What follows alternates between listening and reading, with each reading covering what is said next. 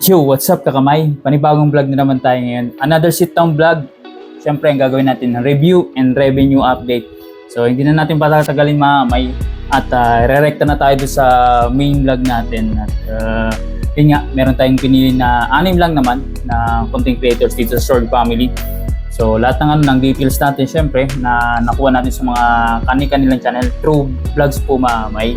Titingnan natin yung performance nila last August 2024 kung okay pa ba, nasa middle lang or talagang bagsak ba. Hopefully sa mga viewers natin dyan, may isa kayong inaabangan dito or may pinapollow para malaman niyo yung mga nila estado sa pag-vlog.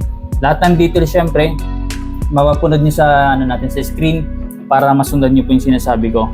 So gumawa tayo ng RPM based sa estimation natin mga kamay. Ang range ito nasa $2 to $3 at bare months na ngayon mga kamay. At sana maging active silang lahat. Hindi lang itong dinidiscuss natin pati mga kasama natin sa Sword Family mga kamay o sa community. So tayo man din mga kamay, as much possible i-activate natin at yun nga, para ma-achieve natin yung goal natin this month. At sana magtuloy-tuloy. So yun mga kamay, umpisa na po natin. At siya nga pala, malapit na si Japper sa 1M. Pinomonitor natin yan. Almost na lang 1.4. So 1,400 subscribers na lang po. So by ang target ko, ang assessment ko is by November mahigit na yan. So hindi ko lang alam ang exact date pa. Basta November, yan pong tansya natin. So anyways mga kamay, dadako na tayo sa numero 1 i-discuss natin, si Tolits Libre, official si Calibre. Meron siyang subscribers count na 15.3. Nakapag-vlog po sa last August ng 3. At yung views na nakuha niya dun sa 3 na yun is 4,317. Yung estimated revenue niya based sa RPM natin is $8.63, which is pag convert natin yan sa Philippine peso, that's around 488.25 pesos. So nasa yata 56 something yung palitan ngayon. Kung titingnan niyo mga sa channel ni Tolits o ni Tolits Libre, mas active siya sa pagla-live. Pero yun nga ang sinasabi ko, mas maganda yung magiging kita ng isang content creator pag sa vlog kasi nag-focus regular man yan, premiere. Kasi pag puro live stream mga kamay, wala ko po diyan may expect na parang yung revenue sa ads kukunti lang po.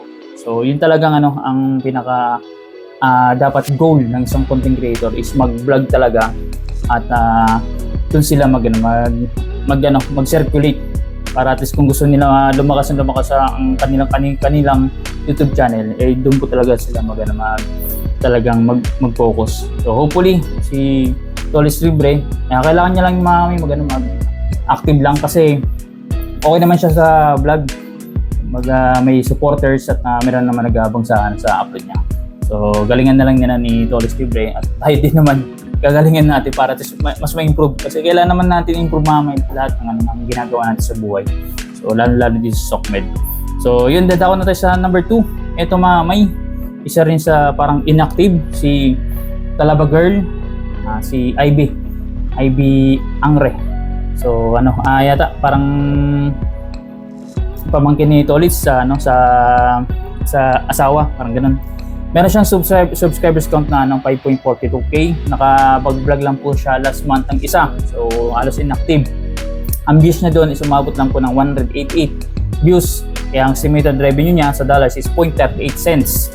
So, sa Philippine conversion, that's around 21.26 pesos. So, si naman may si Talaba Girl, yung pinaka hindi lang huling vlog, kumbaga napunta siya sa parting Mindanao mga nabisitan niya si Kabungot at medyo naman okay yung ang views.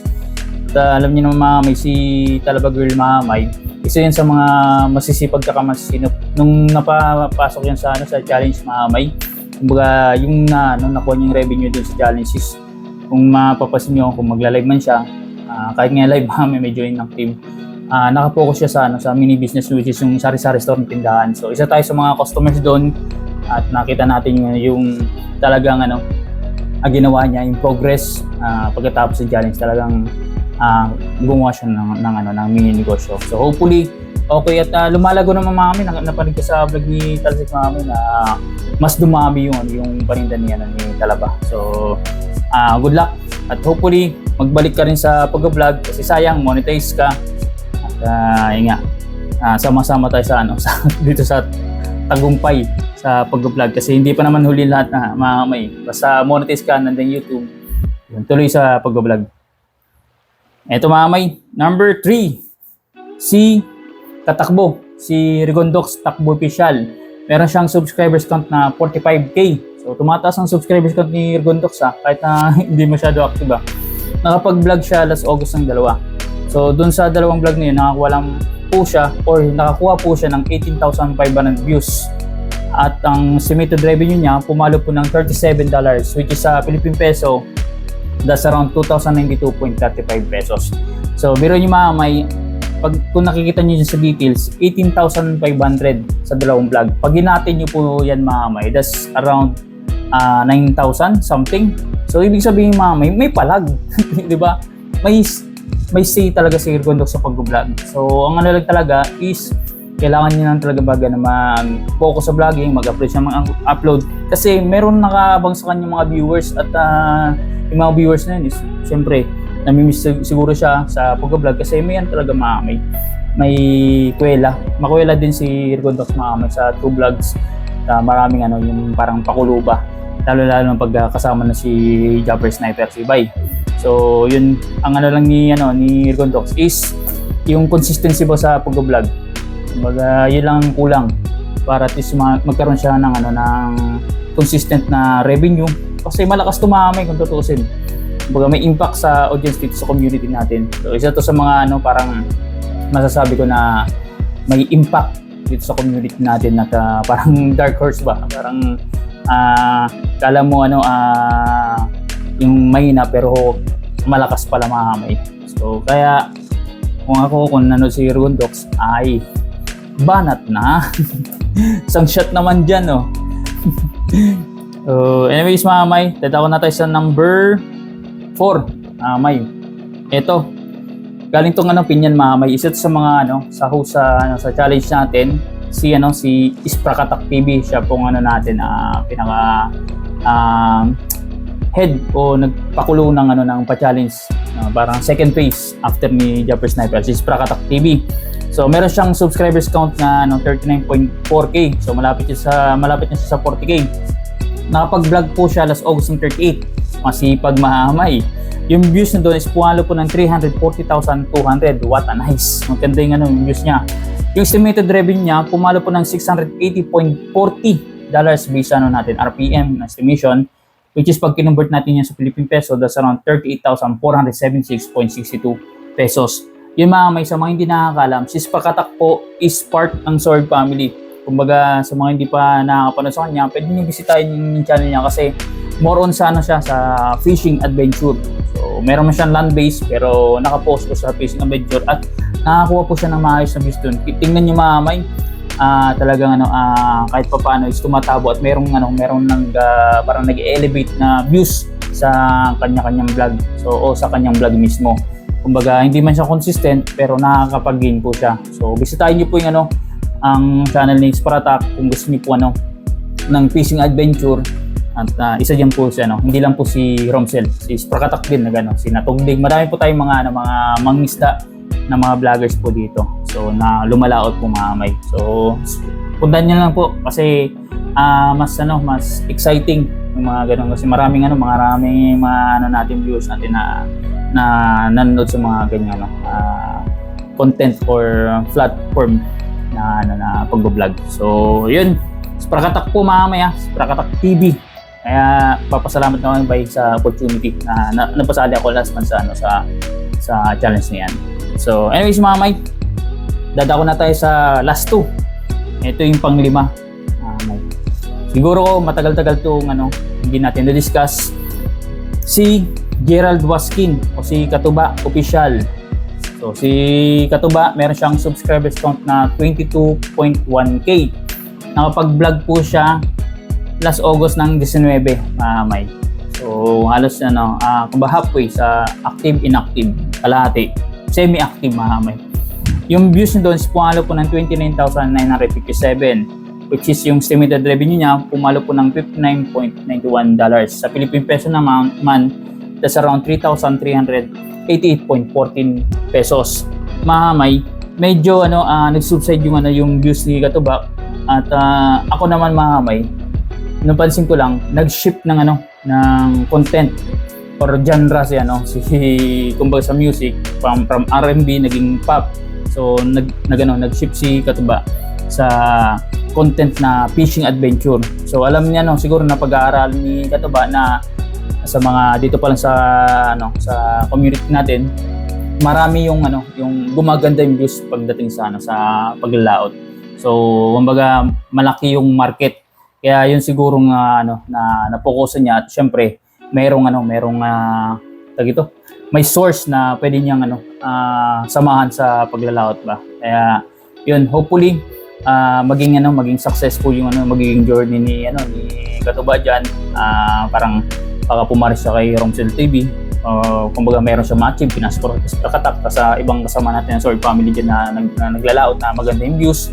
Hopefully ganun din maging kalabasan ng or maging result ng gagawin ni Waskin sa content niya. So yun, at hopefully yan, maglaot din tayo. Di ba, okay? So dito lang tayo sa Pangpang. So good luck kay Katuba at isa yun sa mga kaibigan natin diyan sa Sword Family na most likely naging natin na yung ka-close ba sa kasi madalas natin nakakasama dun sa Bukana dati tsaka sa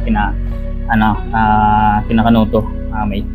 So yun, speaking of Kanuto, eto na mga yung pang-anim pinakalas. Yan, pinulin natin si Kangiti, si Step Official Vlogs.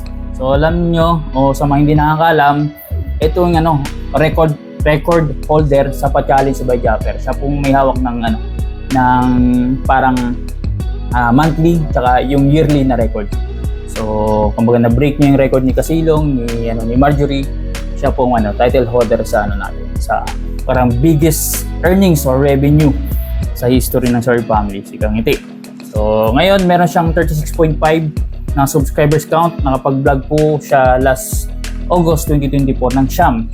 Doon sa Siyam na yon, nakakuha siya ng views ng 63,200. So medyo mababa, pero as a small YouTuber, pero hindi ko na siya qualified na small YouTuber, medyo sa semi na. Kasi may na siya, may parang established na community. At maganda naman po kahit pa paano. Kumbaga kung i-level sa small YouTuber, maganda yung views, nasa 6,000 plus. Kailangan niya lang active. Pero anyways, may estimated revenue na nakuha niya doon is $189.60, which is sa Philippine peso, that's around 10,721.88 pesos. May not bad. So kumbaga hindi siya parang semi-active lang sa pag-vlog. At for sure, makakasahod talaga to si Kangiti sa kanyang YouTube channel. So kumbaga sa kanila, nasa kanila yung parang remote, o para ma-control nila kung gusto niya palaki ng revenue niya. So kumbaga focus siya sa vlogging. Pero ang hirap kasi ngayon is minsan nauubusan nga kasi ng content. Yun ang isa sa mga dahilan. So siguro yun din ang dahilan kasi nagpunta ako sa live stream ni Kangiti siguro 9 days ago, 2 weeks ago, na isa yun sa mahirap na isipin ng isang content dito, kung ano bang ilalabas niya na bagong content sa mga audience. Kasi pag once na yun nga nagsisirculate, may nag-comment nga kay Bajapa, di ba, na halos kumbaga memorize nila yung inikutan ni Bajapa, yung angulo, mga kanto. So yun, kumbaga yun din ang iniisip ng isang content dito, kung anong magiging panibago nilang ihahain sa mga viewers, anong magiging twist para at least maging kakaiba yung ilalabas nila vlog. So mahirap hindi po siya madali na pagiging content creator.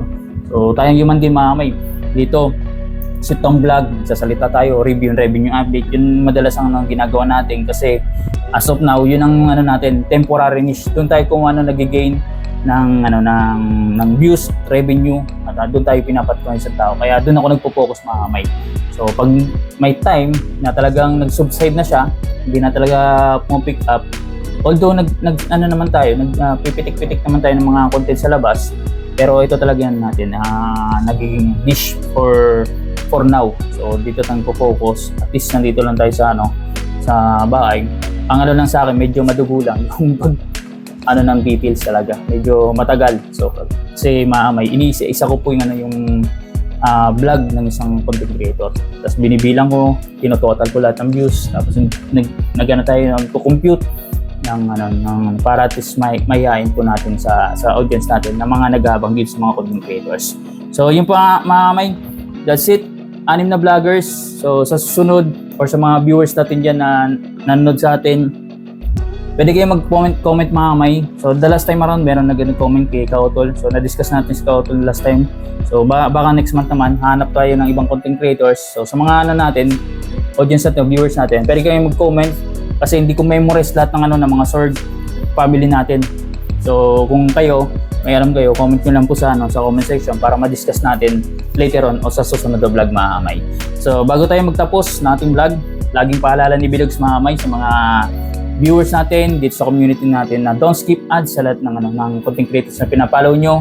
At alam nyo na, diyan po kami kumikita. So lagi pong sinasabi, don't skip ads para may revenue kami. So paano yung mga kamay? See you sa next vlog po natin mga kakamay.